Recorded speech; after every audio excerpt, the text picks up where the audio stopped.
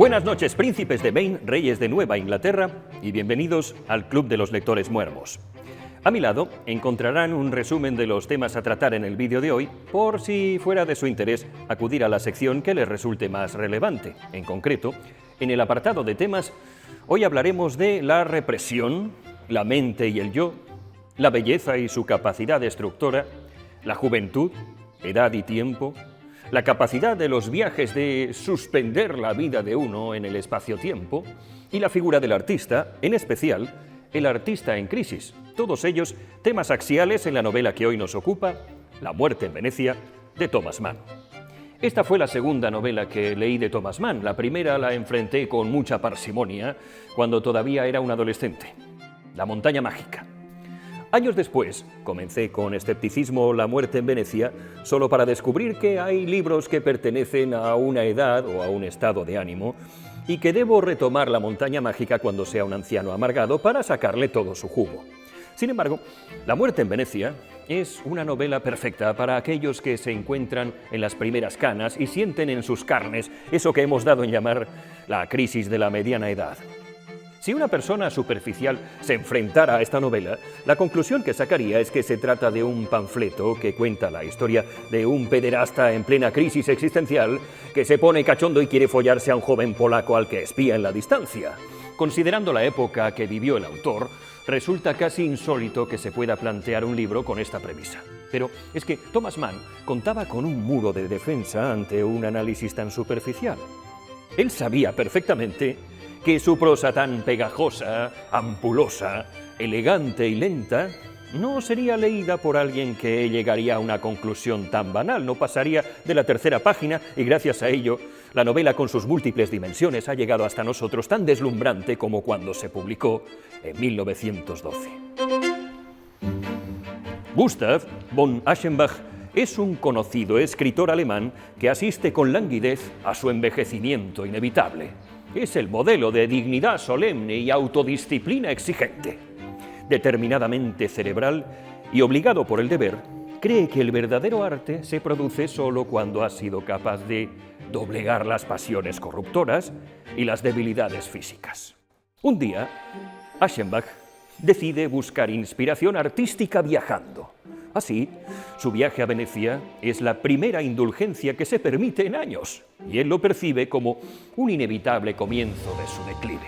Aschenbach permite que la lánguida atmósfera veneciana y las góndolas que se mecen suavemente lo arrullen en un estado de indefensión. En su hotel, un día, vislumbra en la distancia a Tadzio, un niño polaco de 14 años, extremadamente hermoso, que está de visita con su madre, sus hermanas y su institutriz.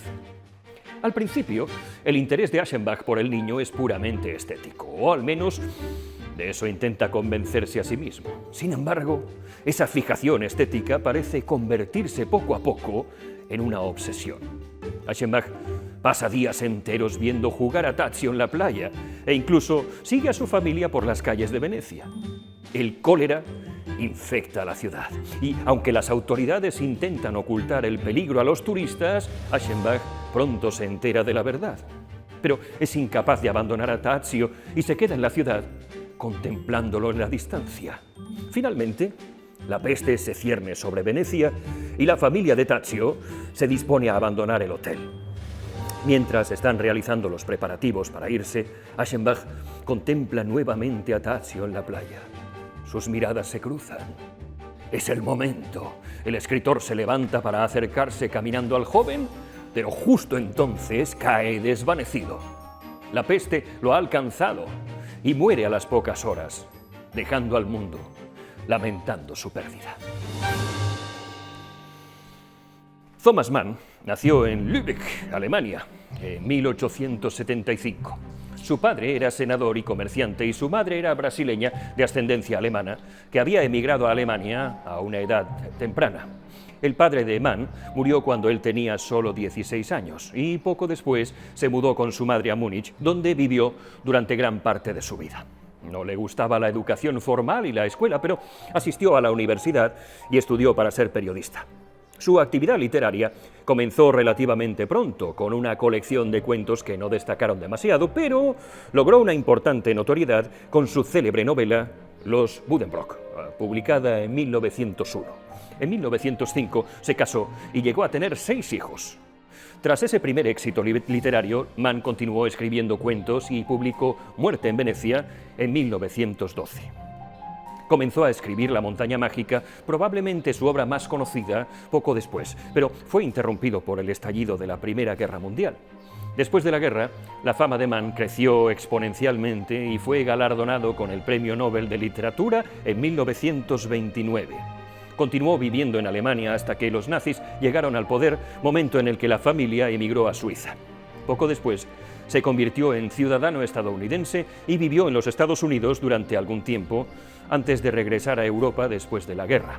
Murió en Suiza en 1955, siendo ampliamente reconocido como uno de los principales escritores del siglo XX. En 1911, el propio Thomas Mann se fue de vacaciones a Venecia con su esposa, donde quedó fascinado por un joven polaco que se recuperaba de una enfermedad en el mismo hotel que él. Muerte en Venecia se inspiró parcialmente en esta experiencia y el famoso escritor Aschenbach puede ser visto como una versión del propio Mann, que había alcanzado cierta notoriedad en su carrera literaria cuando escribió Muerte en Venecia. Durante la década que va de 1900 a 1910, las potencias mundiales colisionaron en un conflicto que se desataría en 1914 y cuya magnitud nunca antes había sido presenciada. Es difícil obviar que la revolución industrial acababa de proporcionar adelantos técnicos increíbles, pero también esta sensación de incertidumbre tenía a la población pendiente de los periódicos a diario. Los grandes perdedores fueron los imperios de Austria y el Imperio ruso, cuya monarquía fue exterminada para dar paso luego al comunismo. También el Imperio otomano se desintegró, dando lugar a Turquía. Esta década también nos dejó el crecimiento de Estados Unidos y la consolidación de Japón como grandes potencias. Alemania perdió sus colonias y, en general, los movimientos geoestratégicos fueron espectaculares. La Guerra Mundial causó un importante déficit de mano de obra masculina, lo que permitió por primera vez que las mujeres se incorporaran masivamente al mercado laboral. Mann a menudo alude a la mitología clásica como Aschenbach y compara a Tadzio con varias figuras míticas como Narciso y Jacinto. Además, Muerte en Venecia está fuertemente influida por el Fedro de Platón, un diálogo filosófico en el que Sócrates enseña a Fedro sobre la belleza y el deseo. La novela no solo retoma los mismos temas que esta obra, sino que Aschenbach también delirantemente se imagina a sí mismo como Sócrates y a Tadzio como Fedro. A menudo se piensa en la vida y obra de un escritor como dos cosas muy diferentes, separadas. Muerte en Venecia, sin embargo, muestra que existe una estrecha cohesión entre la experiencia vivida y la obra de un artista como el narrador. La obra fue llevada a la gran pantalla por Luchino Visconti en su película Muerte en Venecia. Ha inspirado también una ópera y un ballet. El novelista español Luis G. Martí publicó en el año 2000 La muerte de Tadzio, en la que el joven Tadzio regresa ya mayor a Venecia a morir y recuerda la admiración que su belleza juvenil produjo en el escritor. Por otro lado, el entorno opresivo, enmarcado por la enfermedad, se relaciona muy claramente con La montaña mágica. La represión, la mente y el yo. Los personajes tienen una estrecha conexión con su propia autocontrol y su disciplina. Su relación con el arte tiene un costo real en su propio cuerpo, y esto es así a lo largo de toda la historia de las artes. Desde esos músicos con las manos deformadas de tanto tocar el instrumento, hasta la oreja de Van Gogh, pasando por las atroces contracturas que padeció Miguel Ángel para pintar la Capilla Sixtina, el arte siempre ha sido una extraordinaria fuente de sufrimiento físico para los artistas. Aschenbach llega a Venecia al borde de la desintegración. El proceso creativo lo ha dejado completamente exhausto. Sin embargo, sus lectores solo ven su obra terminada y no se dan cuenta de los vínculos entre su escritura y su vida. Sin embargo, a diferencia de sus lectores, Aschenbach no puede separar su escritura de su vida. A menudo borra las distinciones entre la vida y el arte, como cuando se imagina a sí mismo en el diálogo platónico en el que él encarna a Sócrates, o cuando ve a Tadzio como una obra de arte. La novela de Mann explora así cómo las categorías de vida y arte, verdad y ficción, no pueden mantenerse separadas para el artista hasta el punto de atormentarlo física y mentalmente. Además, Mann examina de manera más global el temperamento del artista a través de su representación de Aschenbach. En esto estuvo fuertemente influido por las ideas de Nietzsche sobre lo apolíneo y lo dionisíaco. Inspirado en los dioses griegos Apolo y Dionisio, Nietzsche vio estas categorías como las dos tendencias esenciales del arte. El apolíneo se asocia con la racionalidad, el orden y la armonía, mientras que el dionisíaco se asocia con la embriaguez, el éxtasis y el jolgorio. Aschenbach comienza la historia como un personaje extremadamente apolíneo, que practica la escritura con disciplina y autocontrol, y nunca se entrega al placer. Al terminar la historia, sin embargo, se vuelve excesivamente dionisíaco y es consumido por la pasión, enfatizada en su intenso sueño de una multitud salvaje y orgiástica que le recuerda las escenas de los seguidores de Dionisio. En lugar de lograr un saludable equilibrio entre lo apolíneo y lo dionisíaco, Aschenbach se esfuerza demasiado por suprimir su lado dionisíaco, con el resultado que finalmente lo supera por completo y lo lleva a su muerte. Represión, la mente y el yo. En el momento en que Thomas Mann estaba escribiendo Muerte en Venecia, Sigmund Freud acababa de publicar algunos de sus escritos seminales sobre el inconsciente. Sin duda, Thomas Mann fue un lector de Freud y fue muy influido por algunas de sus ideas. Si bien su historia no es simplemente una demostración disfrazada de las teorías de Freud, las ideas freudianas juegan un papel importante en la novela, en particular la idea del inconsciente y el concepto de represión. Aschenbach es un sujeto altamente reprimido, ignorando muchos de sus deseos internos. Sin embargo, estos deseos no desaparecen simplemente, permanecen en su inconsciente. Para Freud, los deseos reprimidos regresan en tiempos posteriores causando problemas psicológicos para los que los reprimieron. Esto parece suceder con Aschenbach, quien reprime sus emociones y sus pulsiones de placer durante tanto tiempo que cuando regresan para perseguirlo, como fantasmas, se siente completamente abrumado. Y su visión del extranjero pelirrojo en Múnich, por ejemplo, despierta un deseo latente y largamente reprimido de viajar. Y este deseo le resulta absolutamente irresistible. El viaje de Aschenbach a Venecia puede verse incluso como una experiencia de viaje psicológico a su inconsciente. La ciudad es a menudo descrita como un entorno onírico y Aschenbach existe en ella en un estado delirante. Además, el mar, en su inmensidad, sus profundidades desconocidas, es a menudo una imagen para la psique, simbolizando en esta novela las profundidades desconocidas del inconsciente. Medio sumergida en el mar, Venecia es, simbólicamente, una ciudad bañada en el inconsciente. Allí, Aschenbach debe confrontar los intensos deseos que ha reprimido durante tanto tiempo, sobre todo a través de la figura de Tadzio. La novela de Mann muestra el peligro de la represión extrema. Más allá de su ilustración de las ideas freudianas sobre la represión, tal vez la mayor lección psicoanalítica que se pueda aprender de la muerte en Venecia podría ser simplemente que no siempre nos conocemos a nosotros mismos. Somos incapaces de moldear cómo nos gustaría pensar o sentir y tal vez nunca podamos hacerlo. La capacidad destructiva de la belleza. La novela de Mann se titula Muerte en Venecia por razones obvias, pero se habla tanto del amor como de deseo, como acerca de la muerte. Aschenbach se consume mientras se obsesiona cada vez más con su deseo por Tadzio, a quien ve como la personificación misma de la belleza. La importancia de la belleza en la novela a menudo se muestra a través de su enfoque del voyerismo de Aschenbach, que pasa gran parte de la novela espiando furtivamente al muchacho. Al principio, Aschenbach trata de apreciar la belleza de Tadzio de una forma estética y objetiva. Se convence a sí mismo de que lo aprecia como una obra de arte. Sin embargo, es incapaz de mantener esta distancia por mucho tiempo y pronto su enamoramiento artístico con la apariencia física de Tadzio se convierte en un intenso deseo por el chico.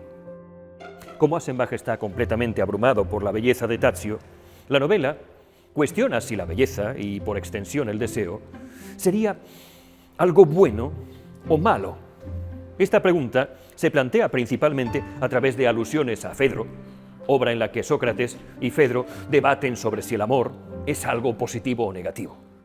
En esta obra, Sócrates argumenta que la belleza inspira al amante porque le recuerda el cielo a su alma inmortal. Y todo esto podría funcionar muy bien en la teoría, pero en la práctica no parece ser el caso para Aschenbach. Lejos de causar consuelo en el escritor, su experiencia de la belleza de Tadzio parece perjudicarlo. Lo convierte en un personaje ridículo y patético. Un viejo maquillado que acecha a un niño e incluso contribuye a su propia muerte. Fíjense que la obsesión del escritor por la belleza de Tadzio lo lleva incluso a desearle el mal. Es feliz cuando piensa que el niño puede morir joven porque eso significa que su belleza no se desvanecerá con la edad. La novela de Mann ilustra la diferencia crucial entre escribir sobre la belleza y el deseo y experimentar. Durante mucho tiempo, Aschenbach escribió maravillosamente y pensó en la belleza como algo abstracto. Del mismo modo, Platón es capaz de justificar filosóficamente el deseo de belleza en Fedro. Sin embargo, cuando Aschenbach realmente experimenta la belleza desgarradora en sus propias carnes, se siente abrumado y consumido por la pasión. Cuando Aschenbach habla delirantemente cerca del final de la novela, como si fuera Sócrates, pide a Fedro que decida si la belleza conduce a la sabiduría o si es verdaderamente un camino de depravación y de pecado. De manera semejante, Mann deja esta pregunta abierta para sus lectores. ¿La belleza siempre conduce a la ruina? ¿O podemos enamorarnos de personas o cosas hermosas sin sucumbir al destino de Aschenbach? Hay una ramificación muy interesante con respecto a este tema que no me gustaría pasar por alto. Cuando Luchino Visconti rodó Muerte en Venecia, realizó un casting por muchas ciudades europeas buscando al chico perfecto, al muchacho más hermoso del mundo, y lo encontró en el joven Björn Andersen. La repercusión que tuvo la película fue extraordinaria y Björn se convirtió en una estrella. Invitado a todas las fiestas y siendo el centro de atención del mundo a muy temprana edad, terminó convirtiéndose en el foco de atención de vampiros sexuales. Luchino Visconti llegó a cosificarlo en ruedas de prensa y en fiestas. Y en un documental muy revelador, ya de adulto, Björn desgranó cómo su belleza lo llevó al borde de la degradación y del suicidio, y cómo ese éxito supuso para él un trauma. Así que, involuntariamente, Muerte en Venecia también nos lleva a reflexionar sobre cómo la belleza también puede ser una maldición. Juventud, edad y tiempo. Aschenbach es un anciano y parte de por qué decide ir a Venecia cuando lo hace es porque siente que se le acaba su tiempo. Extraña su juventud y esto es parte de por qué se obsesiona tanto con Tadzio. La juventud se asocia con la belleza en la novela de Mann y como artista, Aschenbach adora la belleza de la juventud, que inevitablemente se desvanece con la edad. La novela nos muestra originalmente al anciano con dentaduras postizas y maquillaje en el barco a Venecia, como un personaje patético y grotesco. El tiempo también es importante a mayor escala en Muerte en Venecia. Cuando Aschenbach aborda el barco, siente que pierde la noción del tiempo. Varias veces en Venecia, Aschenbach se desorienta en el tiempo y se visualiza a sí mismo en la antigüedad. Se imagina que Sócrates hablando con Fedro en la Atenas clásica.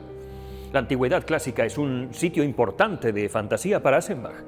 A menudo compara a Tadzio con personajes mitológicos o esculturas clásicas, idealizando el pasado antiguo como un mundo lleno de belleza. Anhela tanto su propia juventud como la del período histórico más joven de la humanidad. Y proyecta estos ideales en Tadzio. A través del personaje del muchacho, Aschenbach codicia la idea de la juventud misma y a través de Aschenbach, Mann muestra lo destructivo, las consecuencias perversas de una idealización excesiva de la juventud. La juventud siempre es fugaz y el tiempo siempre vuela. Quizás entonces no podamos evitar tener algo de nostalgia por tiempos pasados. Aschenbach, sin embargo, nos pone ante el espejo de lo que puede pasar cuando alguien se entrega de forma extrema a ese deseo de juventud y de vivir en el pasado. Los viajes, la geografía y el clima.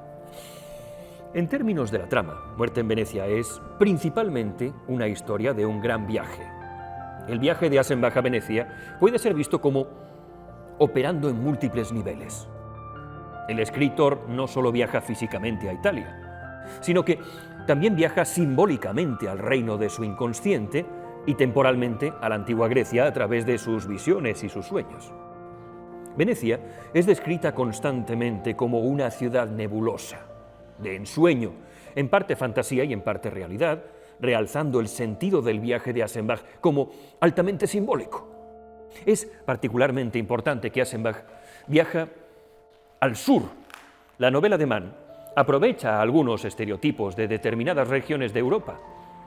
Aschenbach es de Alemania, en el norte de Europa, que se asocia tradicionalmente a un estilo de vida frío, austero y disciplinado.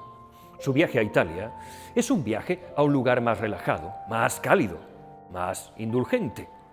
El clima de Venecia a menudo refleja simbólicamente su estado interior, con su calor opresivo y nebuloso, reflejando a su vez el calor del deseo de Aschenbach y su embriaguez con Tadzio. La idea de viajar está así cargada de peso simbólico en el relato de Mann. Al dejar su hogar, Aschenbach busca no solo un entorno nuevo, sino también un cambio de estilo de vida. Es importante señalar que Aschenbach espera viajar solo fugazmente. Solo quiere unas vacaciones en Venecia, un respiro temporal de su vida cotidiana. Sin embargo, la novela muestra que, haciendo un viaje corto al inconsciente de uno, el reino de uno mismo, destapar esas fantasías y esos deseos internos puede resultar peligroso. Y es a menudo un viaje solo de ida. Como protagonista ya de muchos largos viajes, yo solo puedo decirles que esto es completamente cierto. La persona que regresa de ellos no es nunca la misma que partió. Algo cambia en tu interior, algo se rompe. En cierto modo, los viajes largos son siempre viajes solo de ida y son siempre viajes al interior de ti mismo. Lo que allí encuentras a veces no es bonito, nunca es cómodo, pero siempre termina enseñándote cosas sobre ti y a mí personalmente eso no me parece malo. Hasta aquí una nueva edición del Club de los Lectores Muermos. Aunque ya lo anunciaré en las redes sociales, ya les adelanto que los próximos libros que diseccionaremos son It, de Stephen King, una de las novelas más seductoras y emocionantes del autor de terror más vendido de todos los tiempos. Y que tal vez crean que es un libro de supermercado, pero no, amigos, decididamente no lo es. Hablaremos también de El color púrpura y del Gran Gatsby, la gran novela americana por excelencia. Y mientras tanto, seguiré publicando vídeos innecesarios desde esta roca perdida en mitad del Mediterráneo. Hasta que nos volvamos a ver. Bendiciones y buenas noches.